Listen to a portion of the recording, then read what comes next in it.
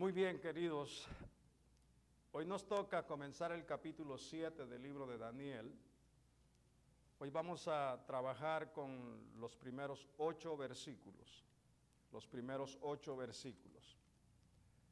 Y el capítulo 7 de Daniel es importante porque el capítulo 7 marca lo que se conoce como la sección profética del libro de Daniel. Déjeme darle un repaso para que usted vaya captando cómo va el plan de Dios hasta este día, desde que Daniel vivió en Babilonia y a Dios, como dicen, le dio gusto darle a Daniel el entendimiento y la sabiduría que él tuvo para interpretar los sueños de aquellos reyes y para recibir también Daniel sueños y sobre todo visiones que Dios le dio concerniente al futuro. Los primeros 6 capítulos que los estuvimos viendo tratan con lo que se llama la parte histórica del libro de Daniel. Todos esos eventos, los muchachos en el horno de fuego, Daniel en el foso de los leones, la locura que tuvo el rey Nabucodonosor al haberse enfermado y vivir como un animal por 7 años. La escritura que apareció en la pared el día en que el rey Belsasar hizo un gran banquete y hizo pecado al utilizar los vasos del templo sagrado de Dios, al beber él y todo lo que estaba ahí presente. Es decir, que esos 6 capítulos ya están cumplidos.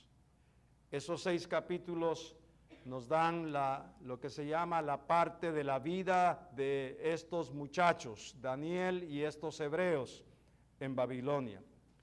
Pero cuando llegamos al capítulo 7 vamos a comenzar a oír lo que es la parte profética. También se le llama la parte escatológica, la parte que tiene que ver con lo que todavía no ha pasado, lo que va a pasar en el futuro, que tiene que ver también con nuestro futuro. Entonces, el capítulo 7 es esa sección de profecía, es esa sección apocalíptica y comienza describiendo lo que Daniel soñó y las visiones que Daniel tuvo estando él en su recámara, estando él ya descansando, y Dios viene y le habla y le da esta revelación. Vamos a leerlo y luego vamos a trabajar lo que serían los puntos de enseñanza para nuestro provecho. En el primer año de Belsasar, rey de los babilonios, tuvo Daniel un sueño y visiones de su cabeza mientras estaba en su cama. Luego escribió el sueño y relató lo principal de lo que recibió. Daniel dijo: miraba yo en mi visión de noche y vi que los 4 vientos del cielo combatían en el gran mar, y 4 bestias grandes, diferentes, la una de la otra, subían del mar. La primera era de apariencia como un león y tenía alas de águila. Yo estaba mirando hasta que sus alas le fueron arrancadas, fue levantada del suelo y se puso en hiestas sobre sus pies, a manera de hombre, y se le dio corazón de hombre. Vi luego una segunda bestia, semejante a un oso, la cual se alzaba de un costado más que del otro. En su boca, entre los dientes, llevaba 3 costillas, y se le dijo: levántate y devora mucha carne. Después de esto miré, y otra, es decir, otra bestia semejante a un leopardo, con 4 alas de ave en sus espaldas. Esta bestia tenía 4 cabezas y le fue dado dominio. Después de esto, miraba yo en las visiones de la noche y vi la cuarta bestia. Y miren la descripción, espantosa, terrible y en gran manera fuerte, la cual tenía unos grandes dientes de hierro, devoraba y desmenuzaba y pisoteaba las obras con sus pies. Y era muy diferente de todas las bestias que había visto antes de ella, y tenía 10 cuernos. Mientras yo contemplaba los cuernos, otro cuerno pequeño salió entre ellos, y delante de él fueron arrancados 3 cuernos de los primeros. Este cuerno tenía ojos como de hombre y una boca que hablaba con gran insolencia. Bueno, lo primero que usted tiene que apreciar aquí es que Daniel trata de utilizar un lenguaje simbólico para que nosotros podamos entender lo que es la revelación de lo que Dios le está mostrando. Y a eso se le llama en la Biblia el lenguaje figurado. Nosotros lo usamos todos los días. Hablamos de esa manera para podernos comunicar. En este caso, Dios, que conoce nuestra condición, y Dios, que es el que quiere que nosotros entendamos lo que nos está dando en la palabra, a través de Daniel nos da este mensaje, esta visión en lenguaje figurado, y utiliza estas imágenes de estos animales, tal como los describe Daniel en los primeros 8 versículos del capítulo 7. Algo que tenemos que entender es lo siguiente. Primero, esto. El capítulo 2 y el capítulo 7 de Daniel se tienen que estudiar uno a la par del otro. El capítulo 2 de Daniel es cuando el rey Nabucodonosor tuvo el sueño de aquella imagen que tenía oro en la cabeza y que tenía en el pecho también material precioso, y luego bajaba a las piernas y luego a los pies. Y la revelación que Dios le dio a Daniel es que se trataba de la historia de los imperios que iban a estar gobernando el mundo. Y sabemos que esa parte está cumplida, sabemos que eso se cumplió. Más o menos eso está, como dicen, en la historia. Los muchachos en la escuela pueden estudiar esa parte como la historia universal. La diferencia es que en el capítulo 7 de Daniel hay otros detalles que no hay en el capítulo 2. Pero las 4 bestias que aparecen en el capítulo 7 de Daniel son equivalentes a las 4 partes de la imagen que soñó el rey en el capítulo 2. Y tiene que ver con lo mismo, nada más que en el capítulo 7 hay detalles que no aparecen en el capítulo 2, especialmente los detalles que da del versículo 7 al versículo 8 en el capítulo 7. ¿Cuáles son esos detalles? Bueno, esos detalles los vamos a ver en un momentito. Nada más lo que quiero acá es mostrarle que el león significa el imperio de Babilonia. Con toda su grandeza, significa la cabeza de oro. El león es el rey de todos los animales que hay en la selva. Y en este caso también dice que en esa visión vio que subía del gran mar no solamente un león, sino que también dice que tenía alas de águila. El águila es la reina entre las aves. Aquí tiene usted una descripción bien sencilla, bien clara. León con alas de águila. ¿Qué quiere decir eso? Babilonia es y fue la cabeza de oro. Representa lo mejor de los imperios humanos que han existido desde ese momento hasta el día en que Roma y el imperio romano terminaron de existir. Muy importante que identifiquemos a estas, como dicen, a estas figuras. Segundo, dice que venía también un leopardo. El leopardo simboliza al imperio que sucedió después de Babilonia a los medos y a los persas. Ese leopardo,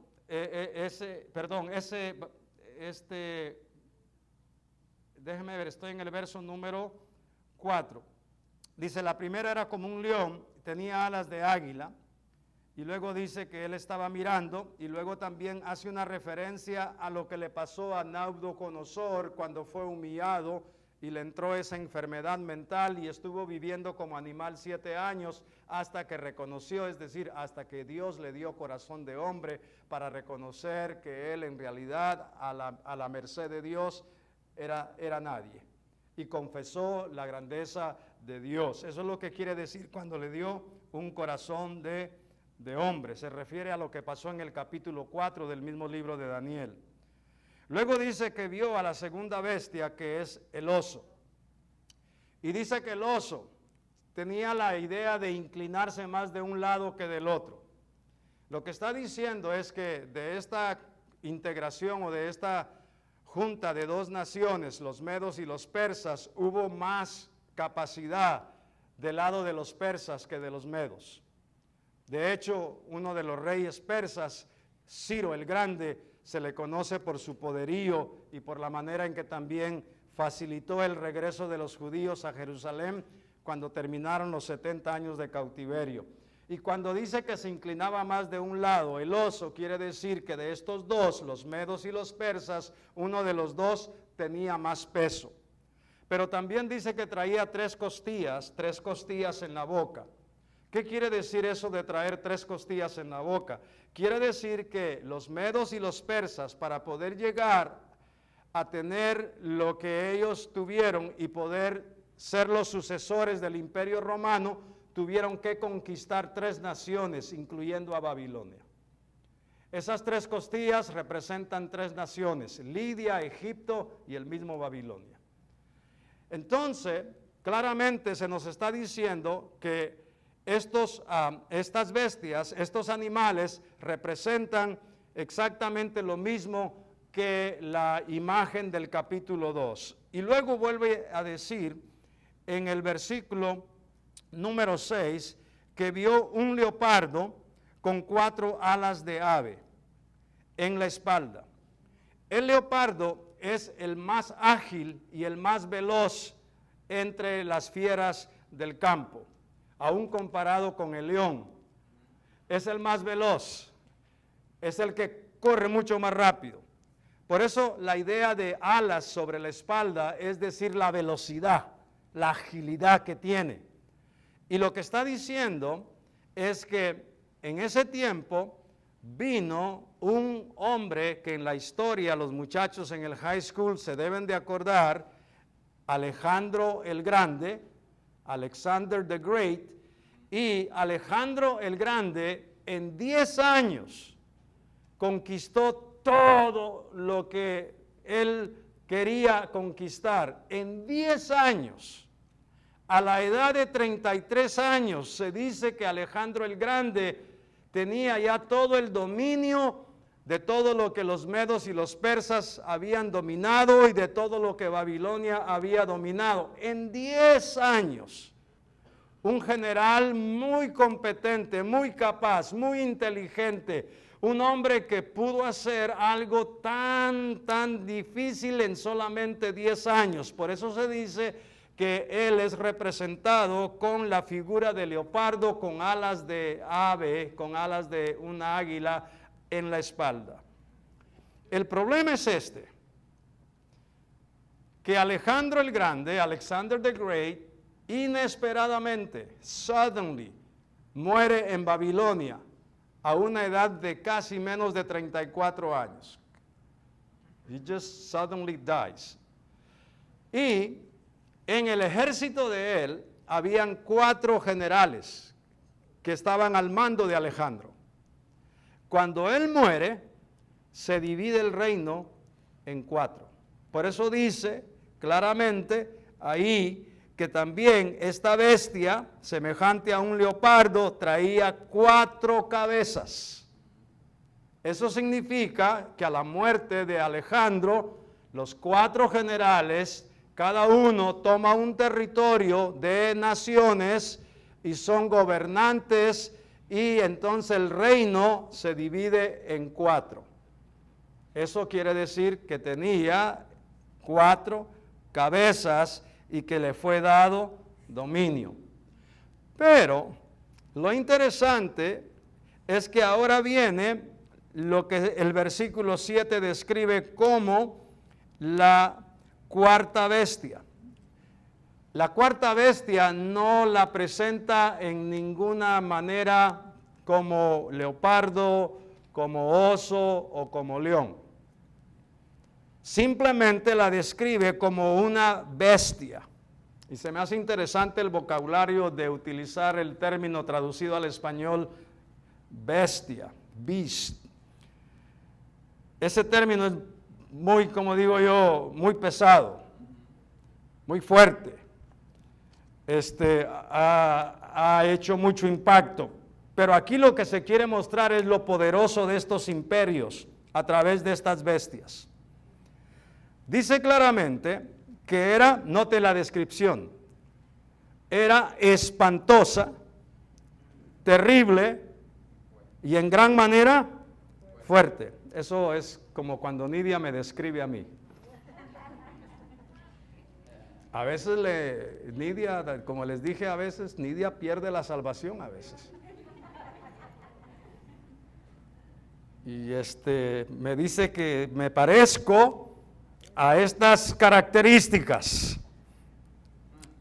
Y maridos que estáis casados, no creáis que a vosotros no les llegará también el día profético en que algo parecido os digan por ahí. Estoy bromeando, ¿ok? Es una broma. No anden pensando en otra cosa. Si lo ha pensado, arrepiéntase, ¿ok?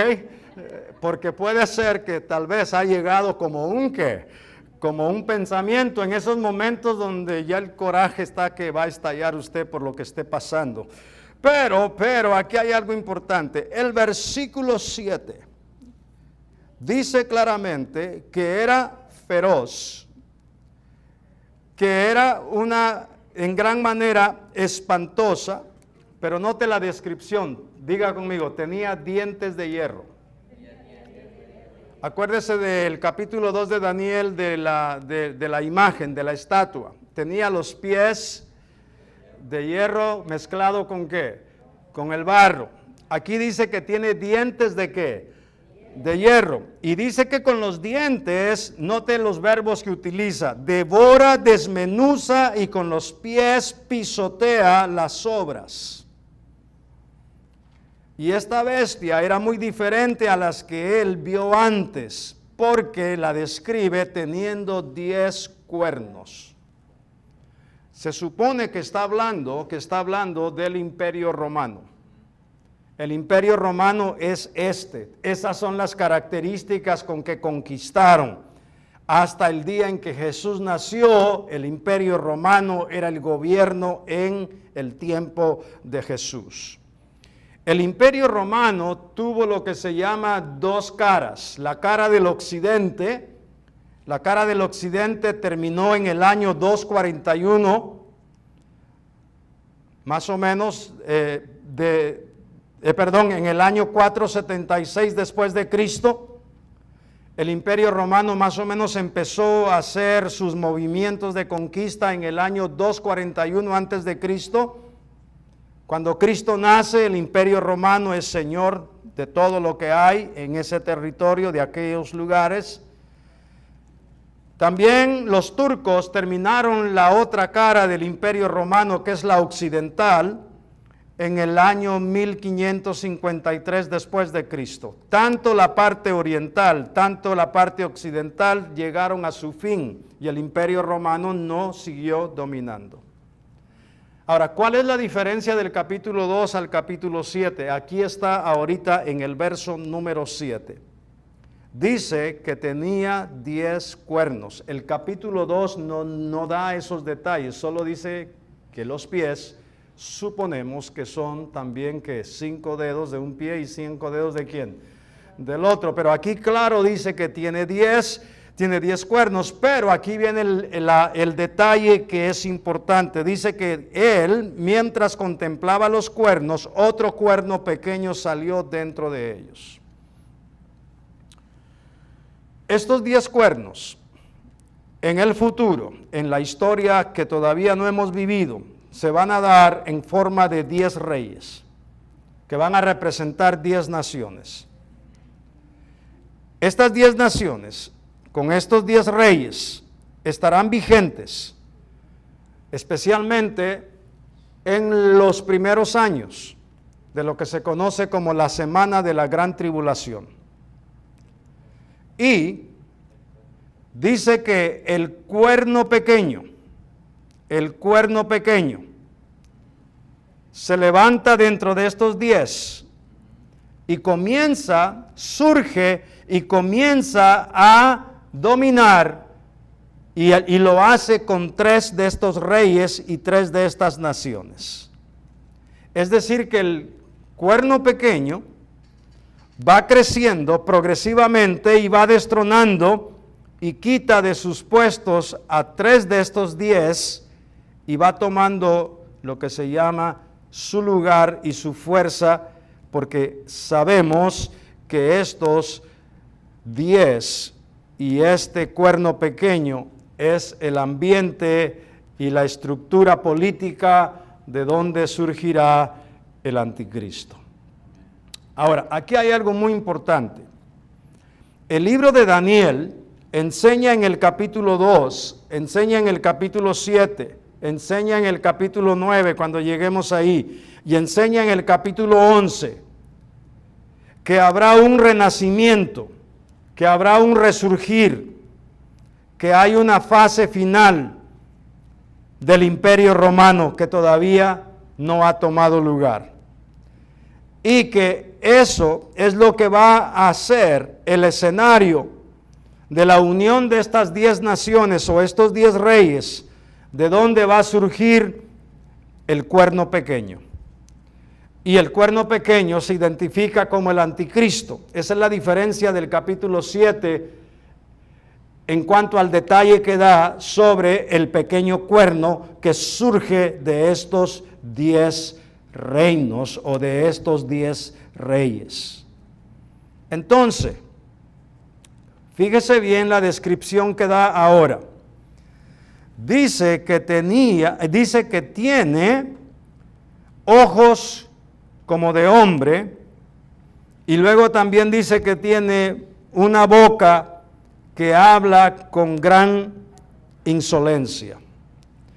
Eso quiere decir, sin lugar a dudas, que el cuerno pequeño es una persona en realidad viva y a todo color. Es la misma, dicen muchos, estaba leyendo a uno de los comentaristas, dice que se le considera que es el mismo engendro de Satanás. En esa forma lo pone, el cuerno pequeño.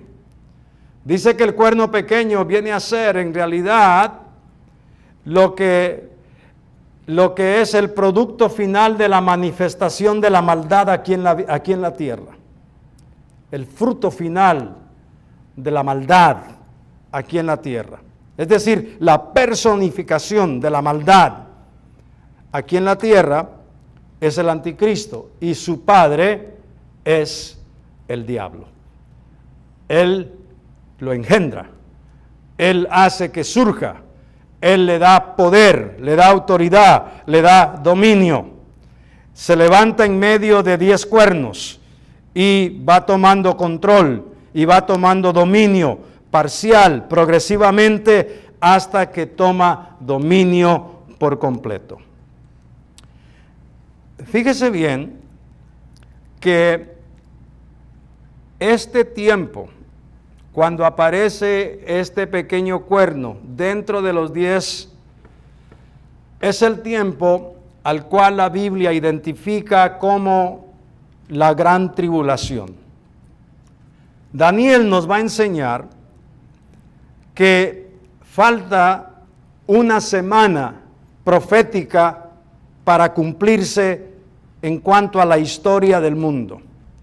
Daniel más adelante nos va a hablar de 70 semanas y Daniel nos va a explicar en qué consisten estas 70 semanas y qué clave hay en la semana número 70.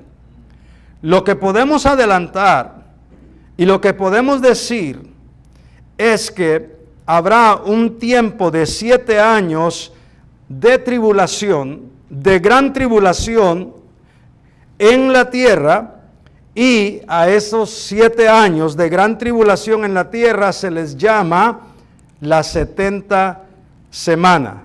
Tiempo de angustia, tiempo de gran dolor, como nunca antes en la historia el ser humano lo ha visto, oído, sentido, vivido y experimentado. Les voy a dar nada más un versículo de adelanto, Daniel capítulo 9, verso 27, para que tengan una idea.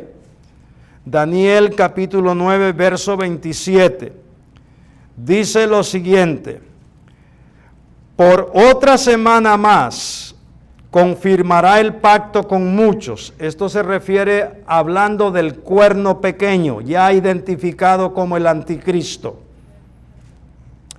Dice que va a confirmar el pacto con muchos, y a la mitad de la semana, 3 años y medio, una semana equivale a 7 años en la manera en que aquí se entiende. Y dice, a la mitad de la semana hará cesar el sacrificio y la ofrenda. Después, con la muchedumbre de las abominaciones, vendrá el desolador hasta que venga la consumación y lo que está determinado se derrame sobre el desolador.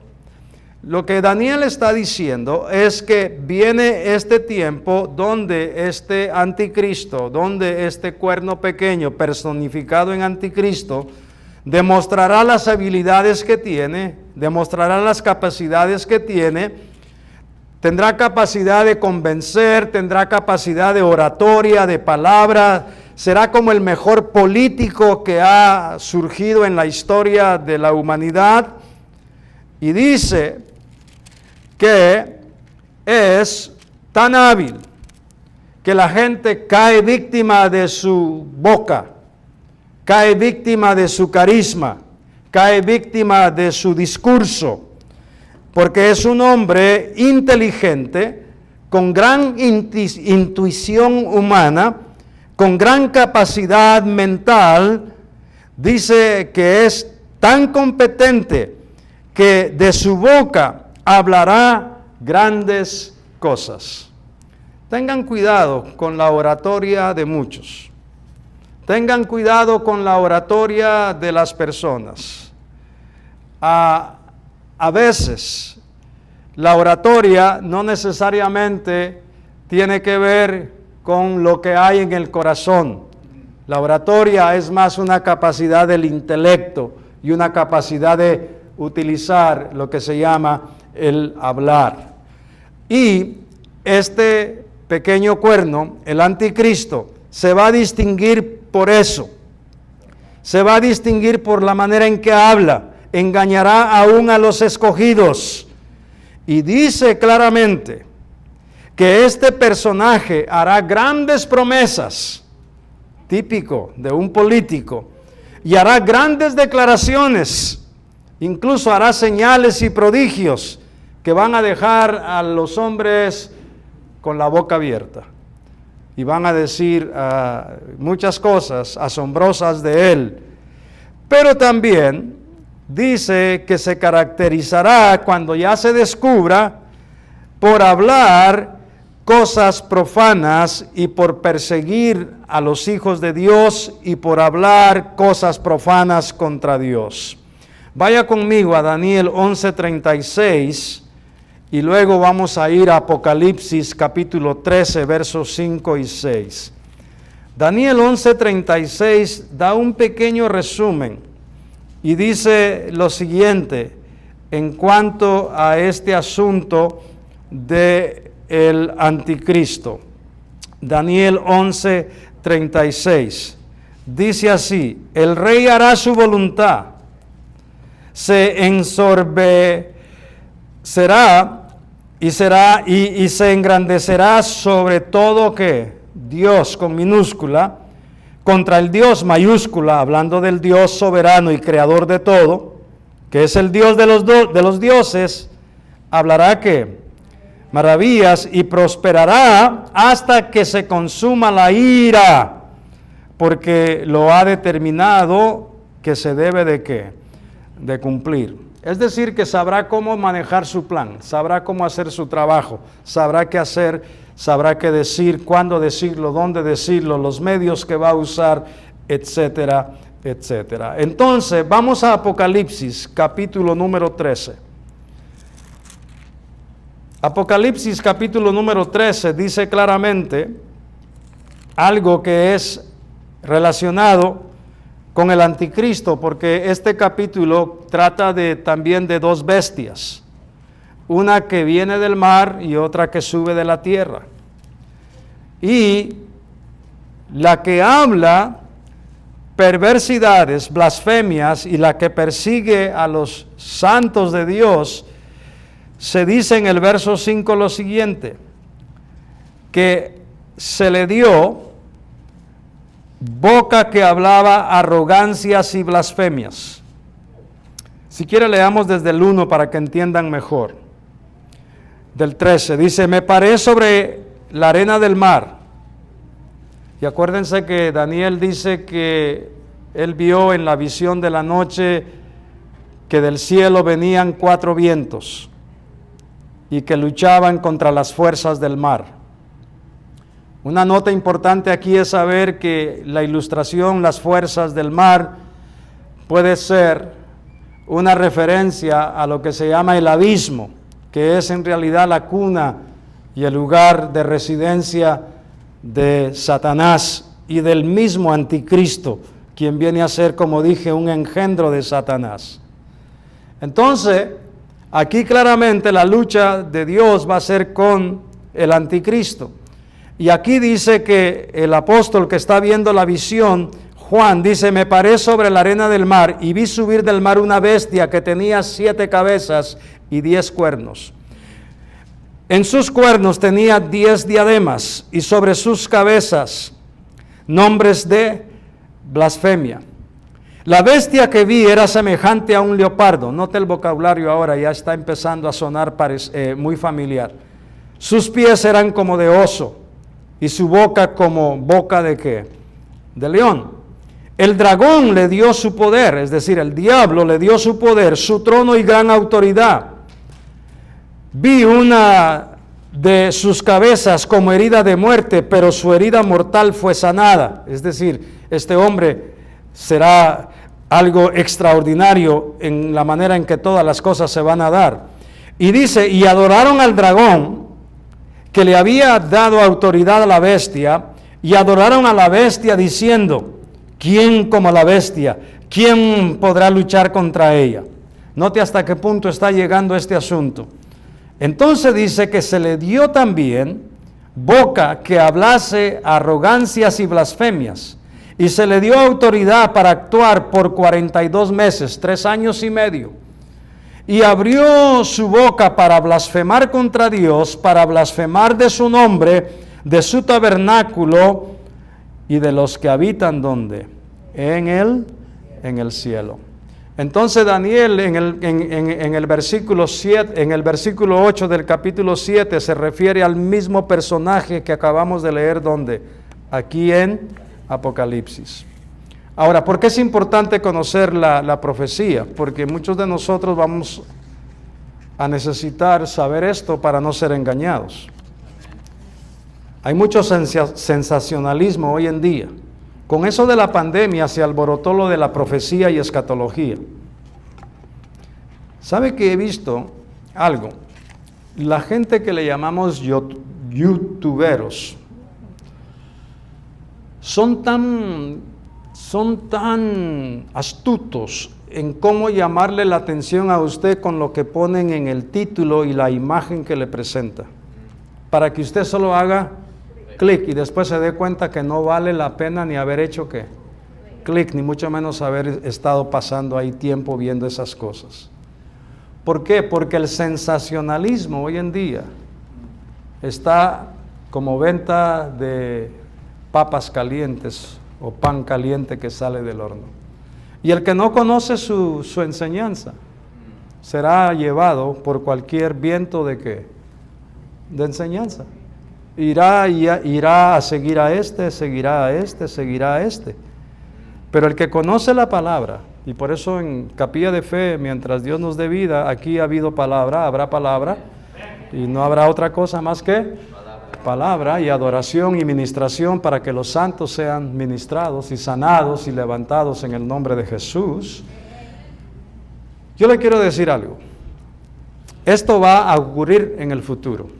¿Cómo Dios está preparando el escenario para llegar a este punto? Él lo sabe. Él es soberano, Él interviene sobre la historia humana, Él lleva el control de todo eso. Por lo tanto, ahí sí claramente es donde la Biblia dice, no pongas tus ojos en el hombre. En esa parte. En la parte de la profecía y la escatología, Dios dice, no pongas tus ojos en ¿qué? En el hombre.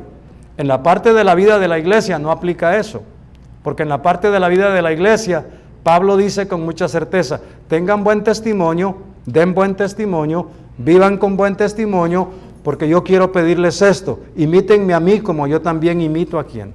A Cristo. Por lo tanto, su testimonio vale ¿qué? Vale porque hay otros que lo quieren ¿qué? Imitar, porque usted está viviendo y imitando ¿a quién? A Cristo. Pero en cuanto a la profecía, no puedes poner tus ojos en el hombre. En cuanto a la escatología, no puedes poner tus ojos ¿en quién? En el hombre, porque el hombre te va a fallar y el hombre te va a defraudar, porque en cuanto a la profecía, el único verdadero y sabio es Dios. Y sea todo hombre que mentiroso, porque al final Dios mostrará eso. Pero yo quiero que entendamos esto. La Biblia habla claramente y enseña de que habrá resurrección de los muertos. ¿Qué quiere decir eso? Si Cristo no viene, si la iglesia no es arrebatada mientras nosotros estamos viviendo, de alguna manera nosotros también dormiremos aquí en la tierra. Pero hay una promesa, habrá resurrección. Dice que al sonar la trompeta, el arcángel cuando suene la trompeta, los muertos en Cristo resucitarán ¿qué? Primero. Pero si Cristo decide venir y usted y yo estamos con vida aquí en la tierra, entonces habrá lo que se dice que transformación. En un abrir y cerrar de ¿qué? De ojos. Seremos ¿qué? Transformados para recibir al Señor ¿dónde? En el aire, y entonces cumplir la voluntad de Dios como Él sabe hacerlo. Entonces, ¿cuál es la amonestación de estos primeros 8 versículos? No tengas miedo de cómo va la historia humana. No tengas miedo del caos que viene. No tengas miedo de quién sube o quién baja. No tengas miedo. No tengas miedo. No tengas miedo incluso de lo que te puede hacer el hombre. No tengas miedo. Tu vida está segura en las manos de Cristo Jesús. Tu vida le pertenece exclusivamente al único que pagó el precio por rescatarte de donde estabas y rescatarme de donde yo estaba. Somos propiedad de Dios y no hay nadie en la tierra que tenga poder para rescatar tu vida de las manos de Dios. Nadie te la puede quitar porque Dios es el que la puede guardar. Es decir, en las manos de Dios nadie te puede hacer daño, porque tu Padre es bandera sobre tu cabeza. Tu Padre es estandarte sobre tu cabeza, y ni el mismo infierno prevalecerá contra la iglesia, porque la iglesia está comprada a precio de sangre y está redimida por el poder de la cruz, pero también dice que por el poder de la resurrección de Cristo, nosotros tenemos destino eterno y tenemos una morada en la misma presencia de Dios. Así que si usted está viviendo con miedo, métase a la presencia de Dios. Si está viviendo en agonía, refúgiese en el Señor. Conozca que la palabra, y ese miedo va a ¿qué? A huir de usted, va a desaparecer, y conocerán la verdad, y la verdad nos hará que libres. Por lo tanto, queridos, cerremos con estas palabras. Nuestra única roca es Jesucristo, y Él es la roca eterna. Castillo fuerte es nuestro Dios. En Él no habrá desamparados. No te dejaré, no te desampararé, yo te sostendré con la diestra de mi justicia.